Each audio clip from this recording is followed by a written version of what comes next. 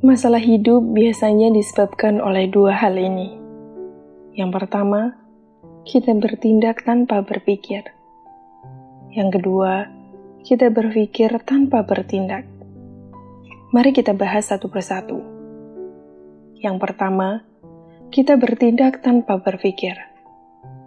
Coba Anda lihat di luar sana, banyak sekali orang yang pada akhirnya terkena masalah karena melakukan aksi konyol demi konten viral di media sosial, yang berujung pada hujatan dan pada akhirnya mereka minta maaf. Ada banyak orang yang ketika marah, akhirnya mulutnya dia gunakan untuk menghina dan merendahkan orang lain, kemudian berujung pada kasus hukum. Berapa banyak pertemanan hancur hanya karena omongan yang tidak dipikir dulu akibatnya.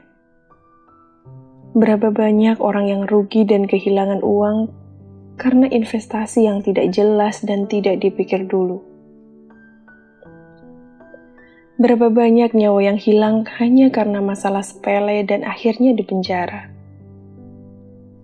Itu hanya sebagian kasus dan masih banyak lagi kasus yang lain.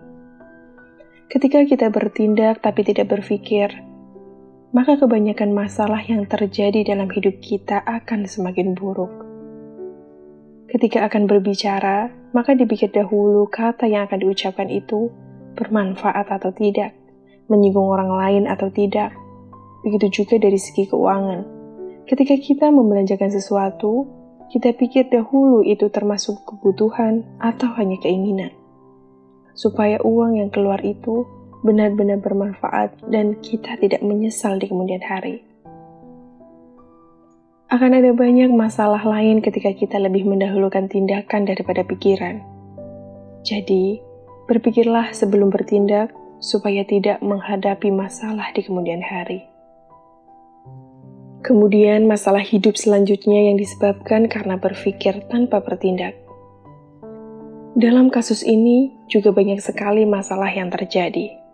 Penyesalan juga bisa terjadi ketika kita hanya berpikir dan menganalisa tanpa mengambil sebuah tindakan. Seberapa sering dalam hidup kita ketika kita sibuk mengarang skenario buruk dalam pikiran kita sendiri. Bagaimana nanti kalau gagal? Bagaimana nanti kalau ini? Bagaimana nanti kalau itu? Dan bagaimana yang lain?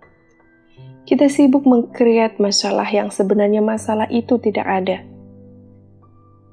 Kita terlalu takut mengeksekusi sesuatu karena ketakutan dengan pikiran kita sendiri. Banyak ide yang keluar pertama kali dari isi kepala kita, tapi karena kita tidak action, kita tidak mengeksekusinya, maka akhirnya ide tersebut dieksekusi oleh orang lain. Berapa banyak masalah yang terjadi hanya karena kita tidak bicara, dengan alasan tidak enakan, takut menyakiti hati, dan takut tersinggung. Tapi nyatanya, hal tersebut mengorbankan hati kita sendiri. Pikiran kita seharusnya menjadi tempat yang paling membahagiakan, bukan tempat yang penuh dengan penderitaan. Jangan biarkan diri kita menjadi budak dari pikiran kita. Jangan sampai menjadi tawanan dari pikiran kita sendiri. 99% dari penderitaan disebabkan oleh pikiran yang diciptakan di dalam kepala kita. Sedangkan sisanya yang 1% disebabkan karena memang benar-benar terjadi dalam sebuah kenyataan. Yang menjadi masalah besar biasanya bukan masalah itu sendiri, tapi cara berpikir dan persepsi kita terhadap masalah itu. Seringkali di pikiran lebih berat daripada kenyataan. Salah satu kunci kesuksesan adalah kita harus berani mengambil resiko. Saat kita mengambil resiko, maka peluang antara keberhasilan dan kegagalan menjadi 50-50. Memang tidak ada jaminan kemenangan, tapi kalau kita tidak mengambil resiko, maka 100% kita pasti gagal. Ada banyak keputusan yang kita ambil dalam kehidupan kita. Pengambilan keputusan ini yang akan mempengaruhi kehidupan kita. Untuk itu, apabila ada kesempatan untuk menentukan suatu hal, maka cobalah untuk mengambil resiko. Akal dan hati merupakan bagian dari panca indera yang paling urgen dalam kehidupan. Ibaratnya selain berfungsi sebagai pembeda, juga masih banyak fungsi lain yang terdapat pada akal pikiran kita.